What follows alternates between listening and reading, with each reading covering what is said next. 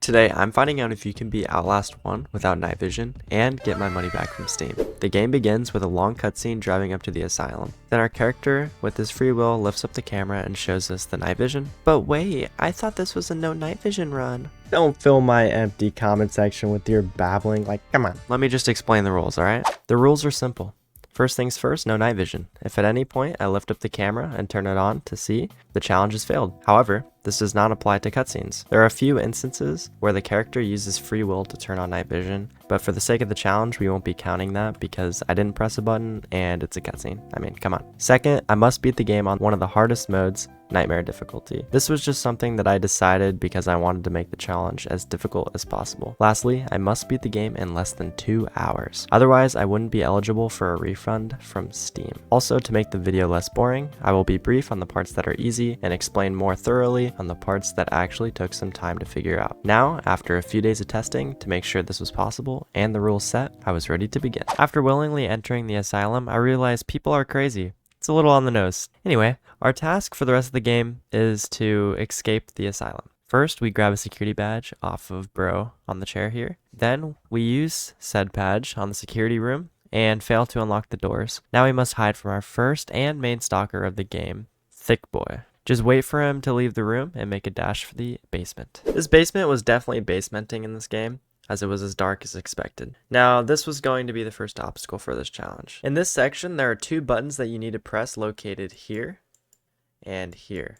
Now, both of these rooms you must get to by navigating through this entire area in the pitch black and hoping you don't get caught by the guy. Now, if you do this fast enough, you can run in here and press both buttons before the guy even busts through the door here. And if you do that correctly, you can sneak around this way and come in through the door that he came through and run all the way down to this room right here that has the other thing that we need, which is the lever, which is located here. If you do all of this in the complete dark and make it all the way back right here, there's a button you can press to turn the lights back on and you make a break for where we started. Sounds simple, but everything looks like this down here. After dying because of my stupidity, I managed to pull this off using a strat I like to call hugging the walls and hoping I make it to where I'm going.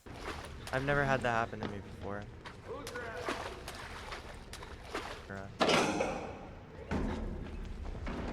I'm gonna be quiet this time so he doesn't catch me because I don't want to lose. I'll run once I get in there.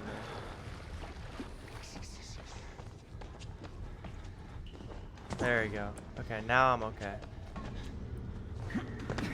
Okay, there's a door here. Open this. We're gonna close it behind us. I've never had that happen to me. We're gonna do it again.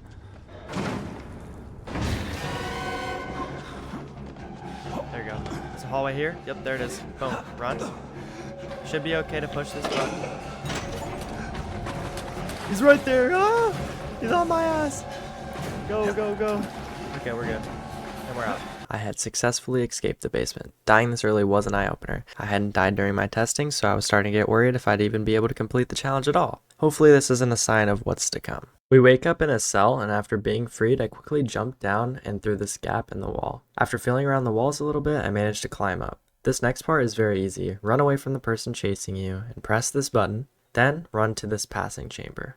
I head for a badge I can use to unlock the showers. I'm starting to notice a theme here. Anyway, gaining access to the showers, I traverse the dark and jump over the ledge to avoid death by the peen boys. Once you shimmy across, jump back in, hug the walls, and you're home free. Right after that, walk in here and push the button. Thick Boy will appear, but if you turn around and climb in this vent, you will escape with only minor first-degree burns. Now for this part, Thick Boy drops down, and I wait for him to walk forward before vaulting and running up the stairs. The blindness almost got me killed as I was running into walls thinking it was time to turn when it wasn't. Finally, I got away.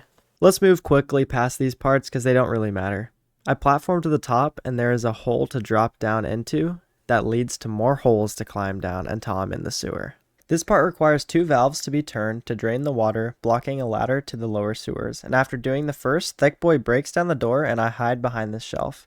When he goes to check the locker, I run toward the next valve, quickly turn it, and then run to the ladder that is no longer filled with water. After mindlessly running around the sewer, I made it to the next interesting part. This area was extremely dark and required a new strategy. If you crouch, the game emits a ring of light around the character, even if the room is dark. And using this idea, I decided to crab walk everywhere. and eventually made it to a big open pool with one other person, Thick Boy. I chose the strategy of just holding A, moving left, and staying as far away from his sound effects as possible, which actually worked, and that was more than enough to make it to the exit and climb to the top of the ladder. To end off the sewer arc, we run around a bit until we get to a room with this vent. Once you fall out of the vent, bro in the chair starts yapping and gets us caught. A chase ensues, and after a few close calls, we manage to get away for a moment until they catch back up and we are saved by a normal person who ends up being a not very normal person. Remember kids, just because they sound like they're in your best interest doesn't mean that they actually are. Oh hell no. I have to play the rest of the game with only 2 fingers? After escaping the chair, I wait for Trigger, then run down the hall into this vent. On the other side, avoid Trigger with some skill fighting, and then run to the end of the hall and push the blockade and go through the door. Finally, collect the key, starting another chase sequence, and after getting away, you make it to the elevator. Trigger doesn't like it, of course, but I'm ready to throw hands and he gets his back snapped.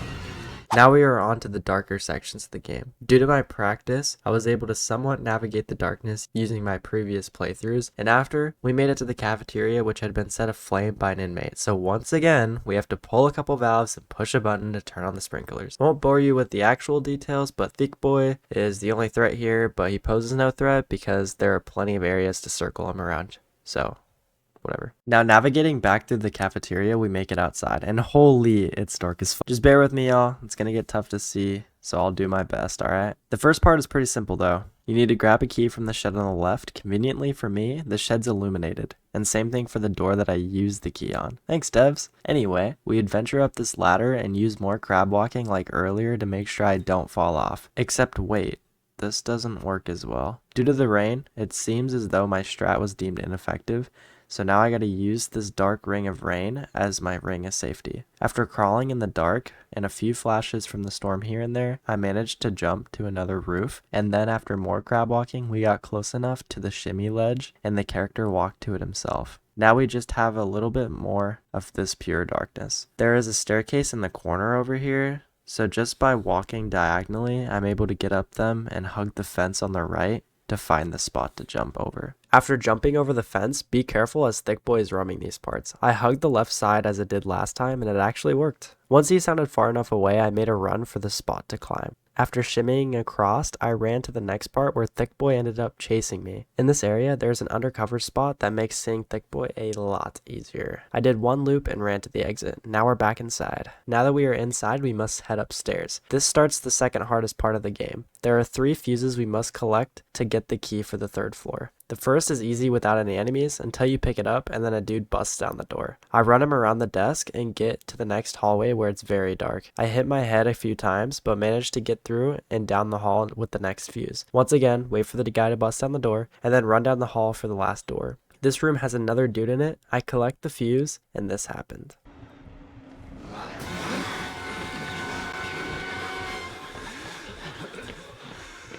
I don't know where I'm going. I'm literally blindly running. Oh my god, I made it.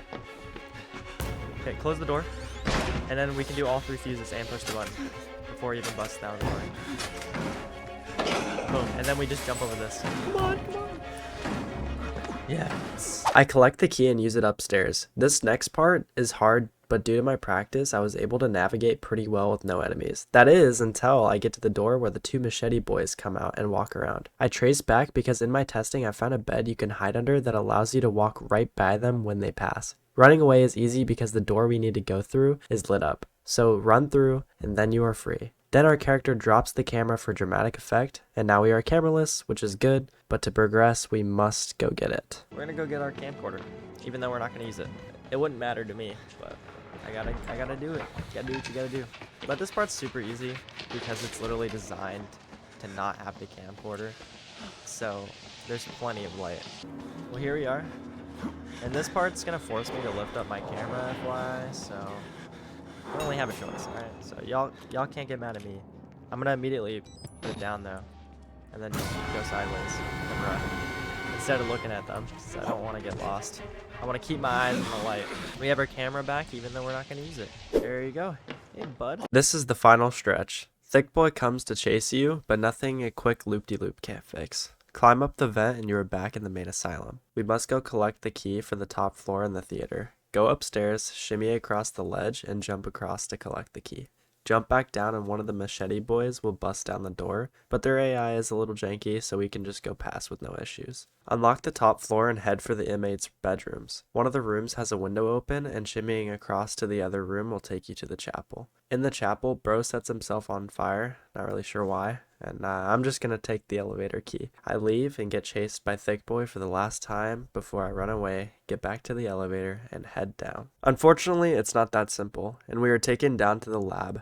I try to leave, but I am chased by the wall rider. When I make it to the door, Thick Boy is there, but the wall rider saves me. I never understood this, but okay. I get up and go a different way as my exit strategy is no more. Some doctor wants to talk to me, and after yapping for like 5 minutes, I'm told that I have to kill the wall rider.